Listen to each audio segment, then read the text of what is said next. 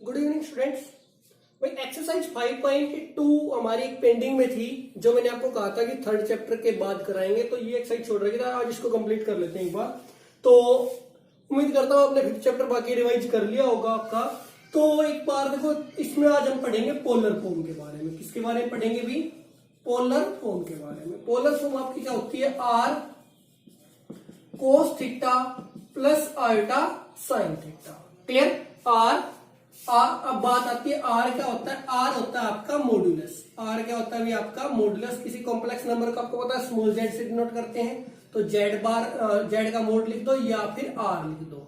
और इसका फॉर्मूला क्या होता है भाई? ए स्क्वायर प्लस बी स्क्वायर। मान लीजिए आपके पास जेड आपको दिया गया है a plus B iota. Z है, स्मॉल जेड है यहाँ पे। स्मॉल जेड क्या है आपका? एक कॉम्प्लेक्स नंबर है। क्लियर? स्मॉल जेड यहाँ पे क्या एक कॉम्प्लेक्स नंबर है, इक्वल टू किसके? a प्लस बी आयोटा के। तो जो इसका मॉडुलस निकालेंगे उसमें देखो आयोटा नहीं लेते, केवल कोफिशिएंट। a का स्क्वायर यानी रियल नंबर प्लस इमेजिनरी जो b है, दोनों का स्क्वायर करेंगे, रूट निकाल देंगे। ये होता है हमारा मॉडुलस। उसके बाद थीटा क्या है सर? थीटा होता है हमारा एम्पलीट्यूड। क्या होता है? एम्पलीट्यूड। क्लियर? एम्पलीट्यूड भी बोल देते हैं हम इसको, और चलो फिलहाल एम्पलीट्यूड ही बोलते हैं। एक और नाम बोलते हैं, मेरे थोड़ा माइंड से स्लिप हो रहा है अभी। तो एक तो इसका हम बोलते हैं एम्पलीट्यूड। चलो कोई बात नहीं, चलो देखते हैं थीटा क्या होगा भी आपका। थीटा की वैल्यू 2 होती है। या तो आप थीटा इक्वल्स टू निकाल सकते हैं tan inverse b by a। क्या लिख सकते हैं आप? Theta equals to tan inverse b by a। अब बात आती है tan inverse b by a का मतलब क्या हुआ कि b हो गया आपका इमेजिनरी पार्ट, a हो गया आपका रियल पार्ट। या फिर दूसरा तरीका आपके पास होता है कि आप r cos थीटा a रखो और r sin थीटा को रखो आप b। क्लियर? क्या करें भैया? आप r cos theta equal to रखें a के और r sin theta equal to रखें b के। तो उससे क्या होगा हमारे पास? जब उसमें हम निकालेंगे तो उससे भी आपको थीटा की वैल्यू मिल जाएगी। क्लियर? दोनों को कंपेयर करके आप यहां से थीटा की वैल्यू फाइंड कर सकते हैं। क्लियर है? तो चलो एक बार बात करते हैं इनके बारे में कि सारी चीजें निकलेंगी कैसे। तो जैसे मान लो एक बार मैं थर्ड क्वेश्चन से स्टार्ट कर रहा हूं। थर्ड क्वेश्चन में क्या दे रखा है? देखो जेड की वैल्यू में दे रखी है 1 माइनस आयोटा। जेड की वैल्यू क्या दे रखी है? मैं 1 माइनस आयोटा। सबसे पहले मैं क्या निकालता हूं? इसका मॉडुलस निकालता हूं आर। क्लियर? तो अब मॉडुलस जो आर निकालते हैं वो क्या होता है अभी? क्या बताया अभी आपको? a प्लस बी का होल स्क्वायर, ना सॉरी ए स्क्वायर प्लस बी स्क्वायर। ए का मतलब 1 से है, तो 1 का स्क्वायर प्लस बी का मतलब है बी में कौन है? Minus iota. मैंने क्या होता है? आयोटा नहीं लेना। आयोटा का जो कोफिशिएंट है, आयोटा कोफिशिएंट क्या है? -1। तो -1 का स्क्वायर तो क्या आ जाएगा भाई? 1 प्लस 1, ये बन गया √2। क्लियर? अब निकालते हैं इसका एम्पलीट्यूड यानी कि थीटा। क्लियर? क्या निकालेंगे अब इसका हम? एम्पलीट्यूड यानी कि थीटा। अब थीटा की वैल्यू क्या होती है? थीटा मैंने आपको बताया था दो तरीके से निकाला जा सकता है। एक तो tan inverse b by a यानी tan इनवर्स, और b की वैल्यू क्या आपके पास? b की वैल्यू है -1 और a की है 1। तो क्या आ गया भाई? tan इनवर्स -1 आ गया। अब आपको देखना tan इनवर्स की वैल्यू -1 कहां पे होती है? tan इनवर्स की वैल्यू -1 होती है दो जगह पे। कौन कहां पे?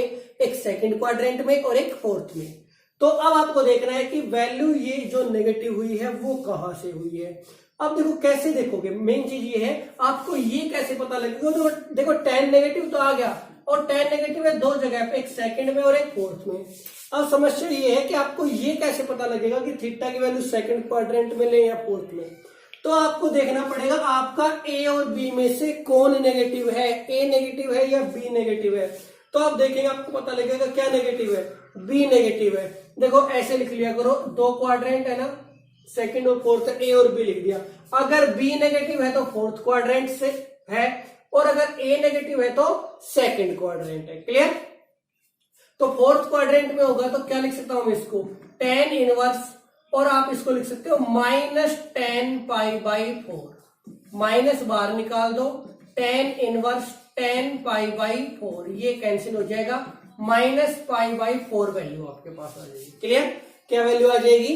-π/4। या फिर अगर ये ज्यादा कुछ समझ में ना बैठे तो आप लोग सिंपल लो। देखो आर आ गया तुम्हारे पास, सिंपल ये मेथड लो। ये मेथड थोड़ा सा लेंथी होता है, लेकिन एग्जैक्ट आंसर आपको यही मेथड देगा। देखो r cos theta equal to a, r का मतलब √2 है, तो मैं क्या करूंगा √2 cos थीटा इक्वल टू रख दूं a का मतलब 1 है, और r sin थीटा का मतलब √2 sin थीटा, ये बराबर किसके रख दूं -1 के। क्लियर, क्योंकि b की वैल्यू -1 है। अब cos थीटा क्या आ गया तुम्हारे पास, देखो 1/√2 आ गया, और sin थीटा क्या आ गया भाई -1/√2। क्लियर है। अब देखो cos थीटा की वैल्यू क्या है 1/√2 और sin की -1/√2। पहले एक बार माइनस का साइन छोटा सिंपल याद करो, sin और cos दोनों की वैल्यू 1/√2 कहां पे होती हुई π/4 पे होती है। तो एक चीज तो क्लियर हो गई यहां से कि थीटा की जो वैल्यू हमारे पास आ गई वो कितनी आ गई π/4 आ गई।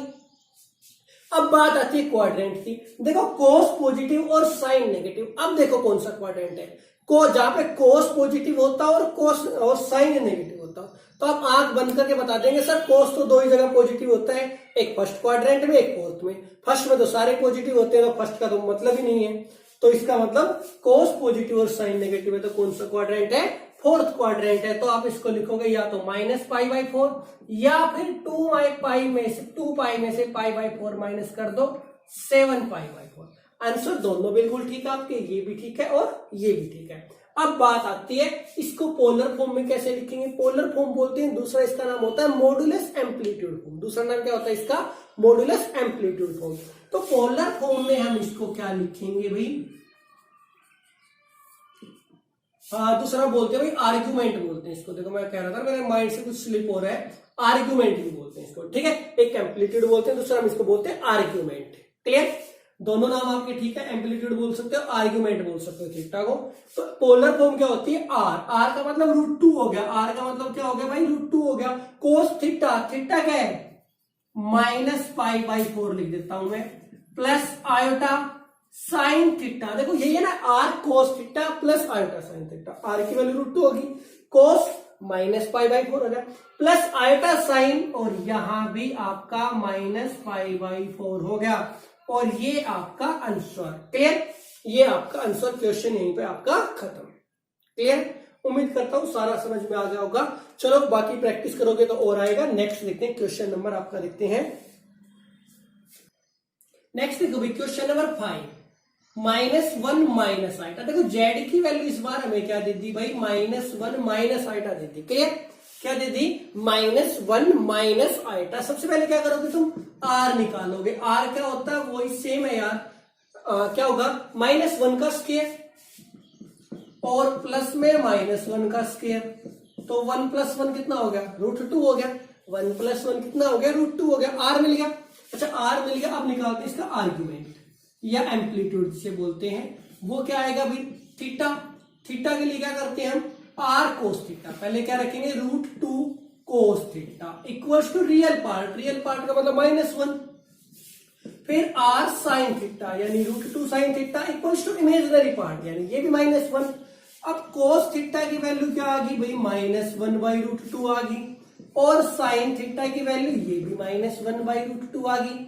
एक चीज जब मैं दोनों को कंपेयर करता हूं, जो चीज क्लियर है वो ये है भाई थीटा की जो वैल्यू है ना वो π/4 है।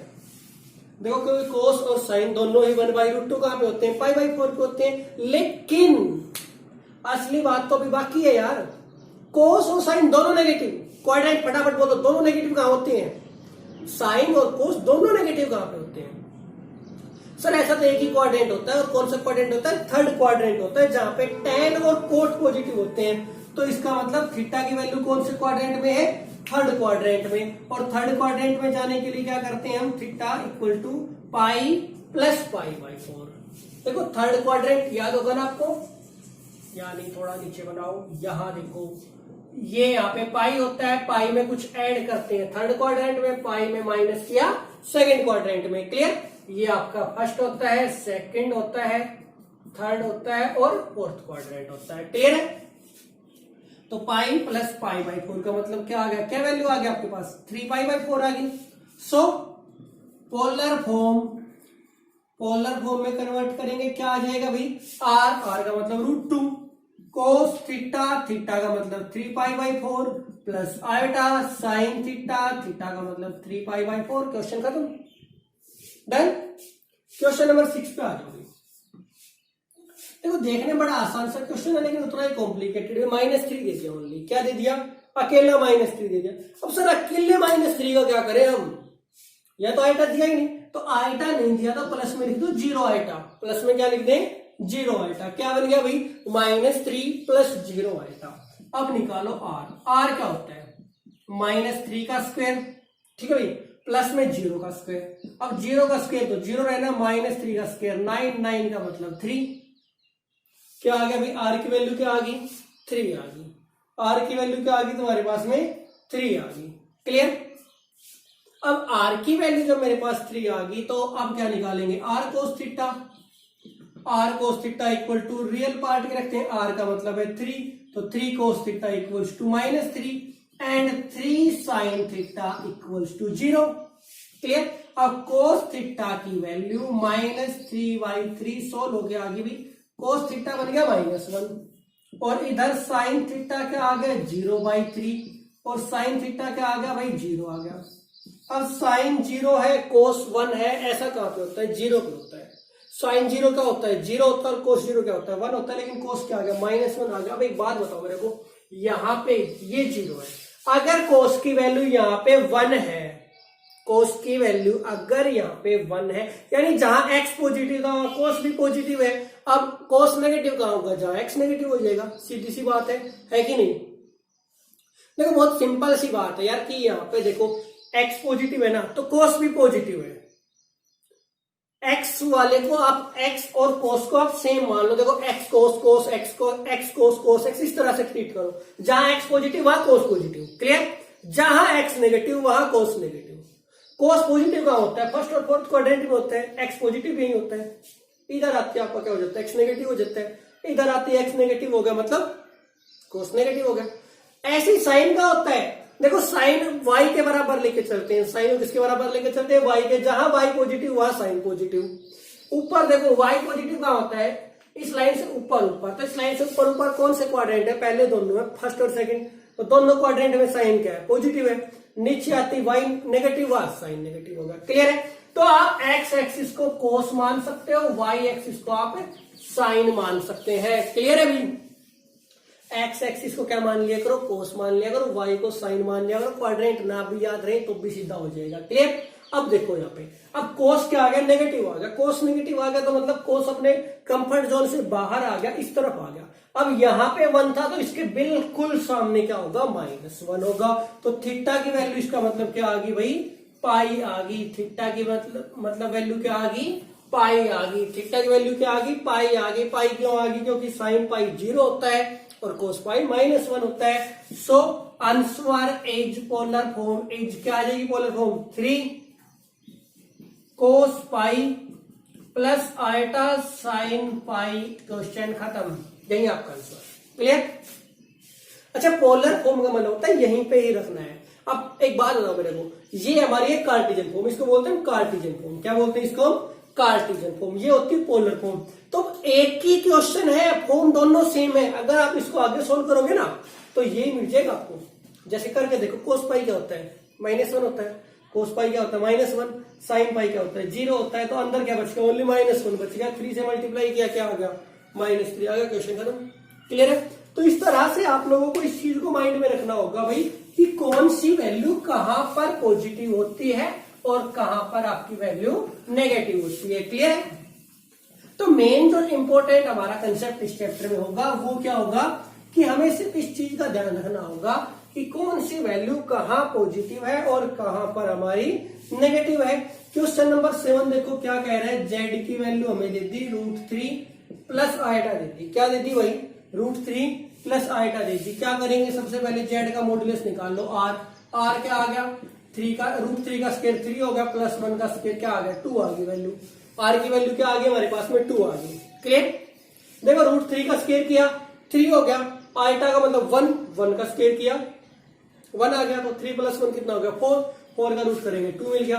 अब आर अगर 2 आ गया तो अब रख दो भी आर कोस थीटा मतलब 2 कोस थीटा इक्वल्स टू √3, इधर से 2 sine theta equal to 1, cos theta की वैल्यू आ गई √3/2 और साइन थीटा की आ गई 1/2। याद करो कहां पे होता है 30 डिग्री होता है सर शायद, क्लियर।